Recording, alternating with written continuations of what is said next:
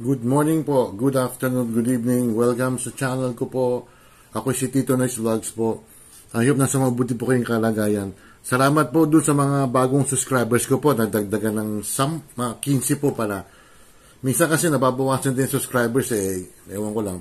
Ganun siguro ang algorithm ni YT mga babayan ko.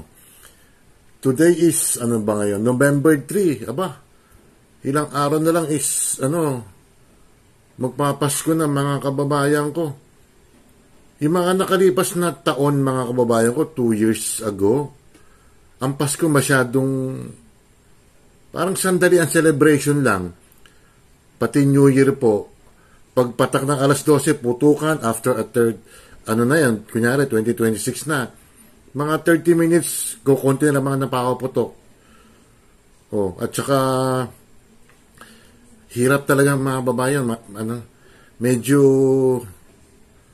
tight dapat tayo sa gastos dahil sa bilihin nga nasabi ko lang, ang topic po natin tungkol ito kay Sargento Orly Gutesa.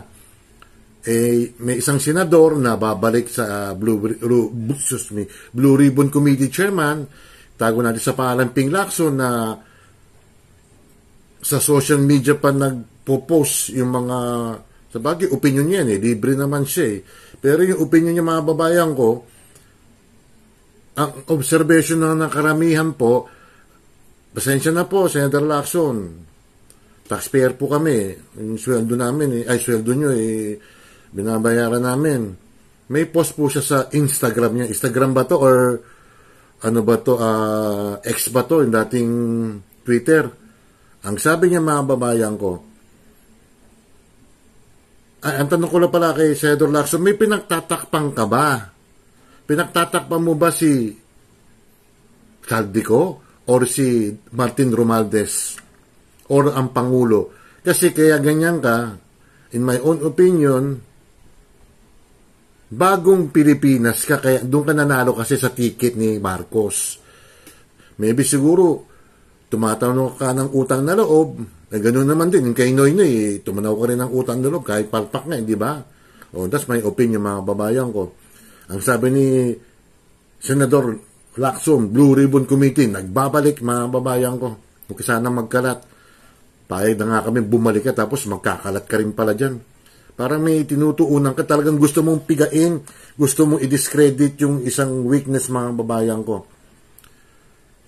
Ang sabi niya, as per verification made with the Marine Commandant, Major General Vince Blanco, PMA, Class 91, to fellow Cavaliers, Gutesa is not and has never been under the custody. However, how much more pickery can we have or we take, mga babayan ko? Senador Lacson, naging PMAyer ka, naging pulis ka, part ng military, or ewan ko lang kung sa part niya kasi hindi ka naman nag-military, nagpulis ka lang PNP chief ka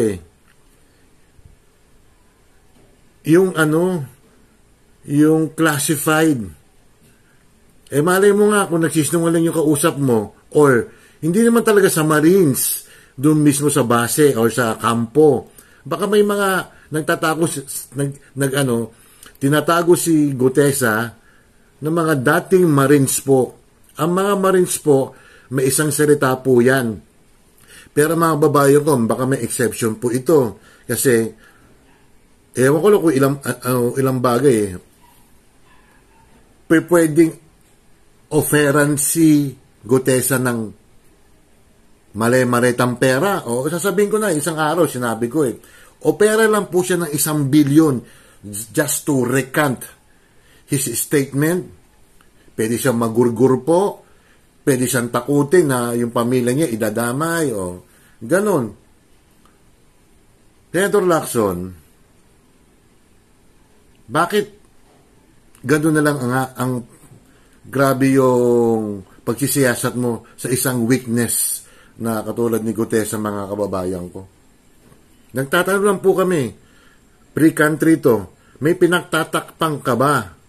O, imbitahin mo yung sinabi ni Senador Marcoleta, yung mga bagman di umano ni Saldico at ni Romualdez, Senador Lacson. Ito yung sinabi ni Senador Marcoleta. Iiksihan na lang natin na. Pero Senador Lacson kami ewan ko. Ibang klase ito si Sir. Akala ko wala yung privilege speech mo. Wala. Pautot lang pala yun. Nasabihin mo, di mo kilala yung 67, ibinanggit mo nga sa privilege speech mo. May 67 kang alam ng mga contractor. Ito na kay Marcoleta. Sandali lang ha. Ito mga kababayan ko yung obserbasyon ni Senador Marcoleta, mga kababayan ko.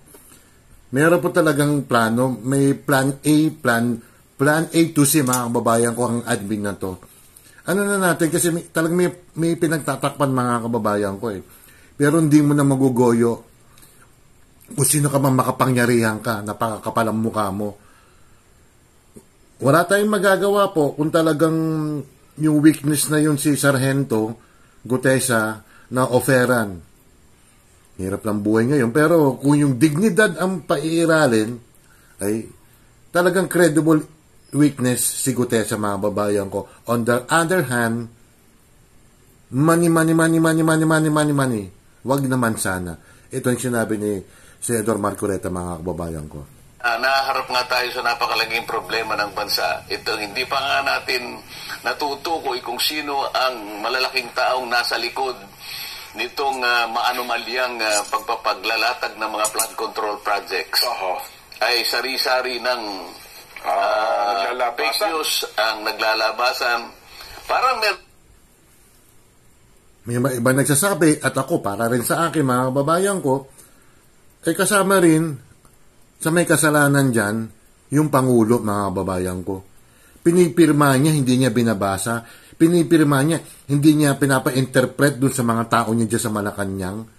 Alam naman niya na unprogram. Mano bang tanongin mo, ano to unprogram na to? Baka ano to corruption to Ganun dapat ang tanong.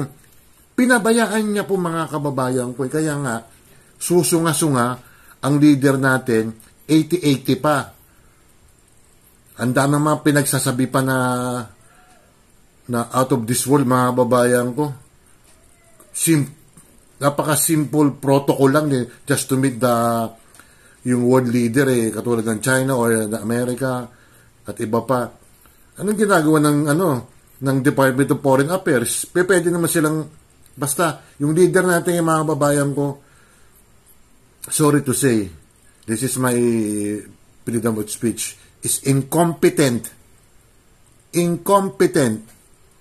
Period. Yung deliberate na attempt talaga dyan, na pagtakpan talaga ito. Ako nakikita ko Sa social media tsaka sa media, ang tawag dyan pinaproject, di ba? Mukhang pinaproject kayo na ganito po ang ipinta sa tingin ng ating may isang portal or Facebook channel na ewan ko kung anong lintik na napakabahong title na yun Gumawa sila ng meme na sabi ni Gutesa, pinilit daw ni Mike Defensor, dating congressman, at Senador Marcoleta nang magsinungaling daw si Gutesa. Gawa-gawa lang yun O sino ang fake news, mga kababayan ko? O, Auntie Claire, baka pwede mong pantanggol yung fake news ko rin mga kababayan. Tama nga, pero kasama yun doon sa grand design Meron grand design. Talagang to malalim po and cover up. Meron akong 5 natukoy na mga pamamaraan kung paano nila i-float yung isang grand design to protect and shield the mastermind. Yung mga malalaking tao sa likod ng maanomalyang yan. Una, yung scapegoat strategy. Scapegoat strategy, hanap sila ng sino yung mapagbalingan nila. Ang napagbalingan nila ngayon, bakit wala rito, ay yung dating Congressman Saldico. So, gusto nila doon lang matuon. Doon lang ma-focus ang usapin. So, yun ang magiging scapegoat nila. So, parang kapag yun ang nadiin mo, ligtas na lahat. Pwede. Sana kung ma-establish natin, Yun ang hanggang storya. doon lang. Okay. Kaya lang, nagsisigaw ang mga ebidensya eh. Nagsisisigaw at lumalantad, naghuhumiyaw Opo. ang mga Pagkuhanan. sentimiento. Masingit ko lang si Senador Lacson. Senador Lacson, wala akong pakialam kung may senador talagang nakinabang dyan sa flood control project na yan, na kumita. Pero pwede ba? Uulitin ko, yung mga congressman dyan na binanggit mo, na sinabi, may nagsabi lang daw sa'yo, at yung Martin Romualdez, magharap sila ni Gutesa. Sino magiging credible? Di ba? Pinagluloko niyo ang taong bayan eh. Naku, pwede lang talagang... Na hindi lamang kay Saldico eh. So kapag halimbawa nagawa nila na si Saldico na lang, yun ang scapegoat strategy. Okay. Yun ang sasalo. Kasi tingnan mo, meron akong nabasa na isang affidavit Opo. na isinabit sa ICI. Yung Nilaglag. ICI, ito yung Independent Commission for Infrastructure. Yes po. Oo. Isang malaking tao na inimbita doon Si Romualdez na yun. at pinagsubmit siya ng affidavit. Aha. Kapag binasa mo yun din, nilaglag si Saldico. So talaga. So doon, lilitaw doon. Talagang Itutuloy natin itong mga babae ko yung tungkol doon sa notaryo. Baka today is Monday, baka bukas mga babayan ko. Yung binabanggit niya, si Romualdez sa mga babayan yun.